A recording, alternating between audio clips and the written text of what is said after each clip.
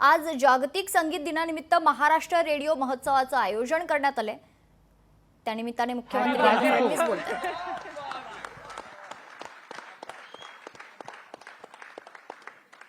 त्यामुळे म्युझिक, गाणी, रेडिओ या सगळ्या गोष्टी राजकारणात अत्यंत महत्त्वाच्या आहेत। मगाची आशिषजींनी सांगितलं की रेडिओच्या माध्यमातून मोदीजी मन की बात ही शेवटच्या माणसापर्यंत पोहोचवत आहेत। आणि तुम्ही बघा, म्हणजे तुमच्या सगळ्या FM रेडिओजवर इलेक्शन आलं की तुमच्या आवाजापेक्षा आणि तुमच्या गाण्यांपेक्षा जास्त आमच्या ॲडव्हर्टाइजमेंट असतात। याचं कारण आम्हाला माहिती आहे की यंग क्राऊडपर्यंत पोचायचं आहे, तर ते कुठून पोचता येईल, ते तुमच्या माध्यमातून पोचता येतं। त्यामुळे आमचा संबंध आहेच। Beautiful beautiful, thank you sir. RJ Archana, Radio City जी।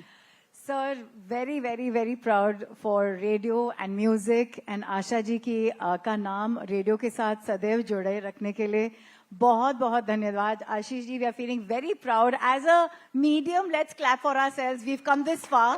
और ये जो आपने आज डेकोरेशन यहाँ किया है, we are looking at it and feeling extremely proud to be part of this medium. Sir, आपके घर में रेडियो का क्या माहौल होता था बचपन में? देखिए, बचपन में तो रेडियो ही था। और मुझे अभी भी याद है कि जब काफी छोटे थे तो हमारे चाचा जी की आदत थी, सुबह 6 बजे पुराने गाने आते थे, शमशाद बेगम के वगैरह, ऐसे साढ़े 6 बजे आते थे अपने विविध भारती पर, यानी अपना जो नेशनल रेडियो है उसके ऊपर। तो 6 बजे वो सबसे पहले वो लगते थे हमारे यहाँ। और हम लोग जब बड़े हुए तो हमारे लिए तो बिना का गीतमाला या सिबा का गीतमाला, ये तो बहुत, मुझे ऐसा लगता है कि सभी को पसंद थी। मुझे आज भी याद है कि कुर्बानी फिल्म शायद आई थी उस समय, आप जैसा कोई इतने दिनों तक चार्ट बस्टर रहा, वो नीचे जाता ही नहीं था। और ऐसे कई, और मुझे इस बात की बहुत खुशी है कि ये जो कैरावान रेडियो आया है, इसने बिना का गीतमाला की सारी जितने एपिसोड्स हुए हैं, ये सारे एक साथ हमको दिए। वो सुनने में जो मजा आता है, ऐसा लगता है कि वही पुराना समय वापिस आया है। तो अमीन सयानी जी के लिए उस समय हम लोग सब बिल्कुल राह देखते थे कि कब वो आएंगे और कब वो सारी अपनी बातें बताएंगे। और एक सबसे बड़ी बात मैं जो रेडियो के बारे में कहना चाहता हूं कि देखिए, जो ऑडियो विजुअल होता है उसमें एक्सप्रेशन आसान होता है क्योंकि वो दिखता है। लेकिन रेडियो की सबसे बड़ी खासियत यह है कि व्यक्ति दिखता नहीं है, लेकिन फिर भी सारी चीजें एक्सप्रेस करता है अपने शब्दों से। और कई बार हम लोग रेडियो के ऊपर छोटी नाटिकाएं सुनते थे। उस समय रेडियो पर नाटिकाएं आती थी। उन नाटिकाओं में जो पात्रों को जीवित करने का काम अपने शब्दों के माध्यम से, ऐसा लगता था कि वो घटना हमारे सामने घट रही है। तो मैं ऐसा मानता हूं, अभिव्यक्ति जो होती है ना, उसके लिए कोई भी माध्यम ये काफी होता है। मतलब टेक्नोलॉजी तो ऐसे माध्यम ला रही है कि अब हम लोग एक प्रकार से 3D, 4D, 6D, 17D, 16D experience ले रहे हैं।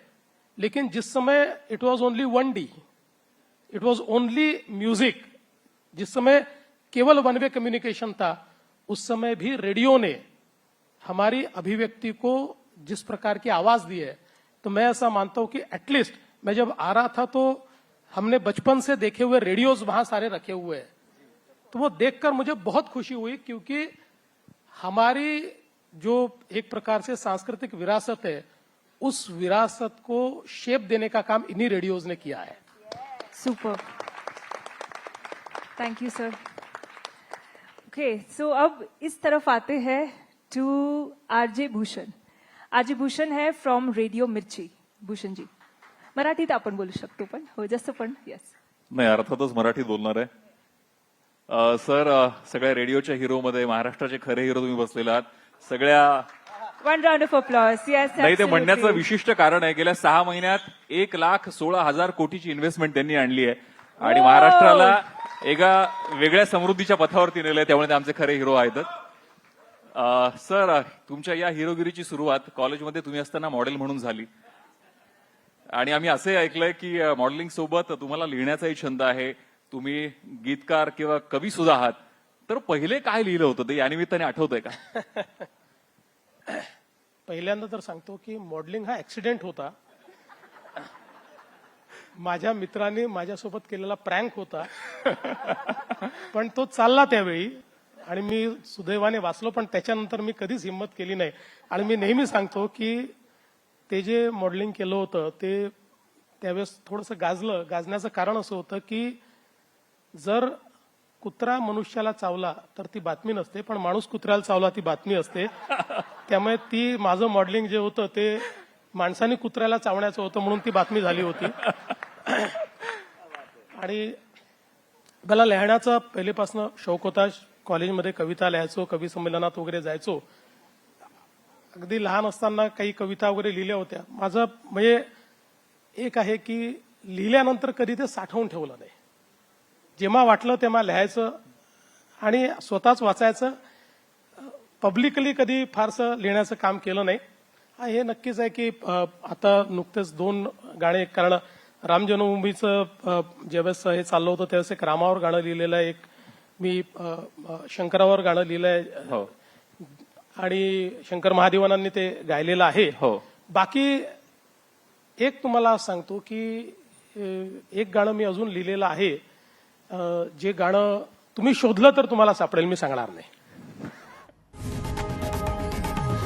लोकशाही मराठी ऐका, पहा, जागरूक रहा.